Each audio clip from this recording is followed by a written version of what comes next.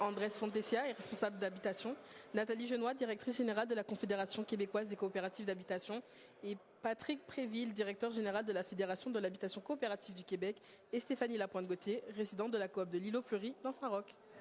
Oui, bonjour mesdames, messieurs. Donc, je voudrais tout d'abord remercier les représentants de l'ensemble du mouvement coopératif ici présent, madame Génois, monsieur Préville, ainsi qu'une membre d'une coopérative, madame Stéphanie Lapointe-Gauthier. Merci beaucoup de venir porter la parole des coopératives qui sont très mobilisées en ce moment contre les projets de loi 20 qui vient changer fondamentalement, même dénaturer les modèles d'habitation coopérative.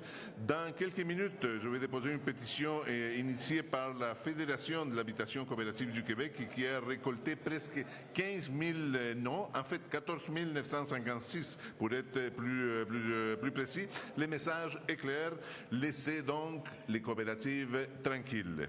Depuis des semaines, des membres des coopératives d'habitation se mobilisent parce qu'ils voient trop bien les dangers que représentent les projets de loi 20 pour les modèles coopératifs québécois. Les coopératives d'habitation, ce n'est pas un problème à régler, c'est une solution à la crise du logement. Ce matin, on apprend que la nouvelle ministre de l'Habitation fait un pas, heureusement, vers les coopératives. On salue son ouverture sur les guichets uniques, par exemple, mais on rappelle que les compensations monétaires et punitives destinées à faire en sorte que les membres qui ont amélioré au cours de leur vie, leurs conditions de vie, sont punitives et visent justement à les inciter à quitter le monde coopératif. Le pas fait par la ministre, c'est un premier pas, un premier recul, mais ce n'est pas suffisant. Elle doit aller encore plus loin. Elle doit, tel que le demande la pétition, effectuer le retrait de la première partie du PL 20. Donc, les projets de loi 20 accordent à la ministre les pleins pouvoirs pour s'ingérer dans le fonctionnement des coopératives et des OSBL d'habitation. Elle pourrait, par exemple, fixer un revenu maximal ainsi que des pénalités financières pour les locataires dépassant ces seuils, sans que le gouvernement ne précise aujourd'hui clairement qui sera visé ni quelles seront les conséquences concrètes pour les ménages concernés. Ce sont des membres qui sont généralement présents et impliqués dans leur coop depuis longtemps, souvent des membres fondateurs et fondatrices de ces coop. Les pousser au départ ferait perdre une mémoire institutionnelle et une contribution active et précieuse à leur milieu de vie, en plus de nuire à la mixité sociale. La crise du logement bat encore son plein au Québec. Les chantiers sont nombreux face à cette crise et pourtant la CAQ choisit une bataille contre des systèmes qui aident à trouver des logements réellement abordables. Et je le réitère encore, le PL20 n'ajoute pas une seule porte supplémentaire en termes d'habitation ici au Québec. Ce projet de loi ne fait rien pour développer le logement social et communautaire. En fait, il lui met des bâtons dans les roues, rien pour contrôler les hausses des loyers abusifs, rien pour lutter contre la spéculation immobilière, rien pour renforcer les droits des locataires qui ont longtemps vécu dans des conditions d'insalubrité ou dans des bâtiments vétustes. La CAQ choisit plutôt de s'attaquer à des modèles qui fonctionnent déjà et qui permettent à des milliers de personnes de se loger dignement. C'est complètement déconnecté de la réalité que vivent les locataires québécois. Si la nouvelle ministre veut réellement montrer sa bonne foi, qu'elle retire donc toutes les dispositions de ces projets de loi qui concernent les coops d'habitation. Et maintenant, je vais donner la parole à monsieur Patrick Préville. Bonjour. Dès le dépôt du projet de loi 20, la FHCQ était à pied d'œuvre pour s'y opposer et demander son abandon, sinon d'y exclure les coopératives d'habitation. C'est dans cet esprit que nous avons initié une pétition qui a récolté quelques 14 400 signatures. Au nom des coops, je tiens à remercier le député de Laurier-Dorion d'avoir accepté de parrainer cette pétition. La FHCQ a mobilisé des milliers de coopérants dans ses actions pour contrer le PL20. D'ailleurs, je veux souligner le rassemblement familial qui aura lieu le 18 mai prochain et qui est organisé par des membres de coop sous l'appellation « Nous sommes coop ». J'invite tout le monde à se joindre à nous devant le bureau de la ministre à Montréal à 13 h. Concernant le projet de loi, soyons clairs, il n'atteindra pas son objectif. En effet, il ne favorisera pas l'accès à un logement abordable, comme son titre l'indique, mais menacera plutôt la survie du modèle d'habitation coopérative au Québec.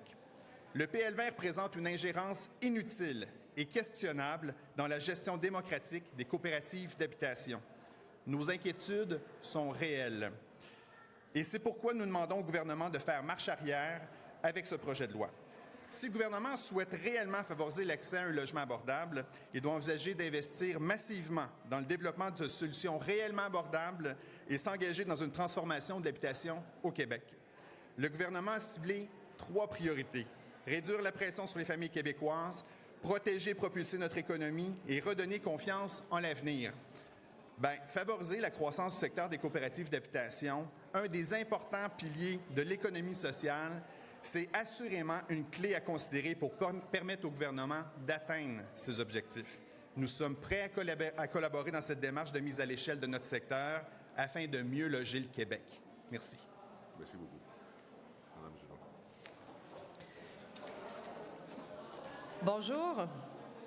La Confédération québécoise des coopératives d'habitation a, dès le début, fortement encouragé ces 8 fédérations régionales et leurs membres à appuyer et à signer en grand nombre cette pétition qui dénonce les risques que représente le projet de loi 20 pour l'avenir du modèle coopératif en habitation. En tant que porte-parole nationale du mouvement coopératif en habitation, la CQCH est opposée depuis le début aux dispositions centrales du projet de loi 20 qui témoignent d'une incompréhension de ce que sont les fondements mêmes du modèle coopératif au Québec comme partout dans le monde. Il est essentiel de préserver au sein des coopératives d'habitation la gouvernance démocratique, l'autonomie décisionnelle, la mixité sociale et le droit de sélection des membres selon des critères coopératifs.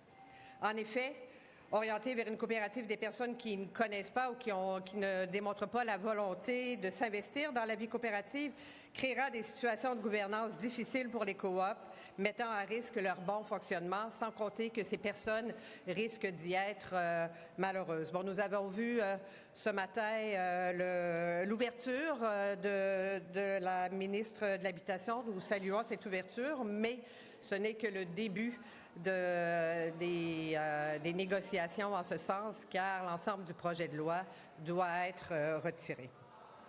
Tout encadrement législatif des coopératives d'habitation doit reconnaître le droit de maintien du logement de nos membres qui, au fil des années, ont réussi, oui, à améliorer leurs conditions de vie, mais tout en contribuant activement à la vie de tous les jours de leur milieu coopératif. De plus, imposer une compensation financière à des ménages qui dépasseraient certains seuils de revenus contribuerait à instaurer et contribue déjà, parce que plusieurs coopératives nous manifestent leur sentiment d'insécurité face à l'avenir et risque de pousser des ménages coopératifs vers la sortie. Le projet de loi 20 n'est en aucun cas une solution à la crise du logement que vit le Québec. Nous demandons plutôt à ce que le gouvernement appuie le mouvement coopératif, appuie les coopératives pour contribuer à son développement, pour loger davantage de ménages au sein des coopératives d'habitation. La CQCH, fidèle à son esprit coopératif, est disposée à coopérer avec le gouvernement pour trouver une avenue réaliste dans le respect des principes coopératifs. Nous demandons à la première ministre et à la ministre responsable de l'Habitation d'instaurer un dialogue continu avec l'ensemble du mouvement coopératif en habitation afin d'éviter le démantèlement du modèle coopératif en habitation que causerait l'adoption du projet de loi 20. Parce qu'au-delà de la loi, il s'agit d'un modèle qui est enraciné dans nos communautés qui est en jeu. Un modèle d'affaires collectif qui, depuis plus de 50 ans, contribue à la qualité de vie d'un millier de ménages au Québec. Donc, continuons la mobilisation. M. Préville nous a informé de la manifestation, la mobilisation la semaine prochaine, le 18. Nous demandons à nos coopératives d'être présents et de démontrer leur attachement à leur coopérative et au modèle coopératif en habitation. Merci.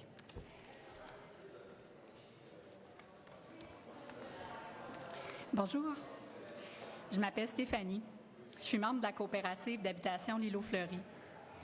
Dans les 10 dernières années, j'ai vécu dans 4 coopératives différentes.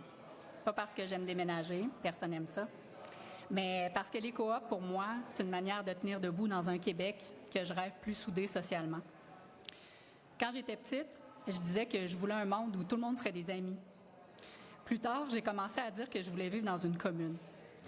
Pour moi, une commune, c'était juste un endroit où les gens étaient tricotés serrés, où l'entraide était normale, où la solidarité n'était pas un concept abstrait, mais quelque chose qu'on pratique pour vrai, au quotidien. Et ma coop, c'est ce qui s'en rapproche le plus. À l'automne 2025, je me suis retrouvée dans un logement infesté de coquerelles avec mon fils de 4 ans, Léonard.